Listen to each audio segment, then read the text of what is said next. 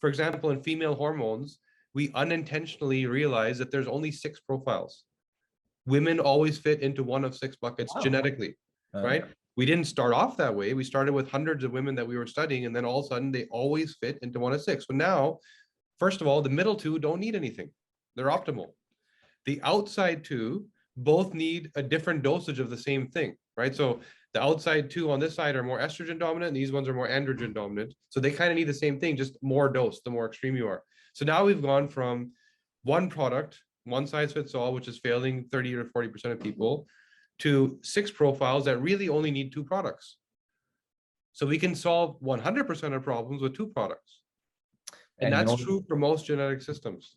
That's beautiful work. No, because we, I mean, oftentimes when you listen to your patients, you wind up doing what I call pin the tail on the donkey, which is, try that. Oops, that didn't make me feel good. Okay, we'll try the other thing. Estrogen, no, that didn't work. And we'll try more progesterone and more androgen. I mean, it's because the levels don't always tell you what to do. It's the genetics. That's wonderful. A combination of 2 is great because the levels will tell you where you're at, and if something is off, the genetics will answer why. Right. You now know where to focus. And there's certain men who, we're in Toronto, which is the hub of hockey training for the NHL. Right. So we have all the best trainers here. Everybody flies here in the off season to train. And I can't tell you how many trainers have come to us saying that this guy doesn't recover. He's got testosterone issues, and we've tried everything and it just doesn't work. So what does try everything mean?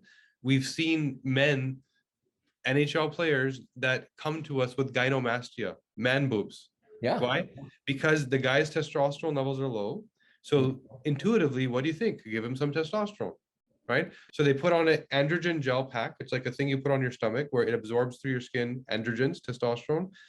But in your genetic cascade, what if you're converting all the testosterone into estrogen?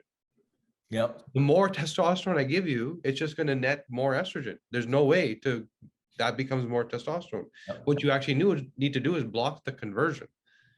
Right. So again, that comes back to the test will tell you in time what's wrong. This person doesn't have enough testosterone. How to fix it or why is the genetics.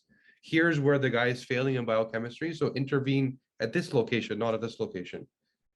Yeah, this is beautiful work. I mean, because it's just so good to hear that you're spending what excites me is that there are other companies out there that are looking at lots of studies and improving things, but you're doing the next step. You're looking at people.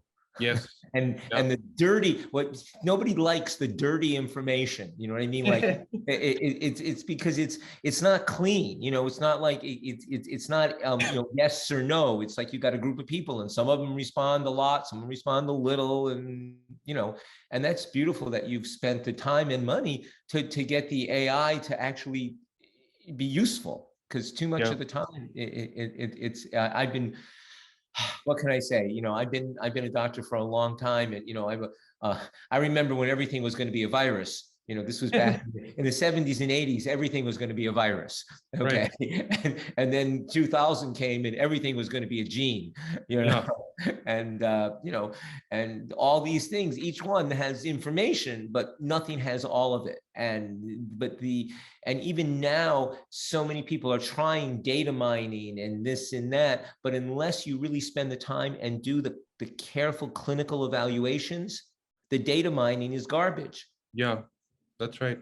And that's just really exciting. I'm sorry, I'm going off into things that excite me. Because this is the work, as an individual physician, you have your experience, and that's colored, and you forget, and it's just good to have people who are actually putting this into systems, because that's when we can really share information and that's when you can apply it. It becomes easy to use, first of all, because it's very challenging to be a practicing physician trying to incorporate genetics, because you're already so busy. You already only have 30 seconds to read the chart before you walk in the room. And now I have to go interpret a 300-page genetic report before I see this patient, right? How do you do that? So, and they expect you to know it inside out. and of course you can't, because the issue with genetics is that, first of all, nothing has a name that really means what it's supposed to mean. I should say a few of them do. At least COMT kind of tells me what it does. Yeah. But most of the genes are gobbledygook, and and so they don't really. You have to do levels of reading to get any information about it. That's what people have to understand. This is not a straightforward, read a paragraph and know what's going on. Yeah, and that's a big part of the work we did. Was before launching anything, actually last year, so from January till June of last year, I probably spent time with about, I'd say 80 to 90 different physicians to ask them, why does genetics not work? Right? What's the problem? And most of it had to do with it being not easy to use. That was the majority of it, right? And a big part of it, so they didn't really know what the solution was, but they told us all the problems. And so what we believe the solution is, and what we've done now, is two things.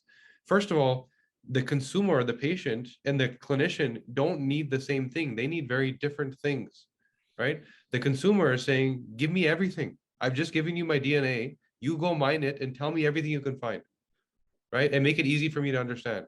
Yeah. The clinician is saying, I just need to know the red flags so I can fix them. Yes. Right? Exactly. That's what, and I need to know what to recommend, because if you're uniquely telling me what's wrong, meaning that you're looking at this condition from a unique perspective, then your solution is also going to be unique. It's not the symptom masking solution. So that's what we did. We built two separate reports. The consumer gets a more digital experience where they can drill through things and read and learn, and the clinician gets a very dry report that's straight to the point.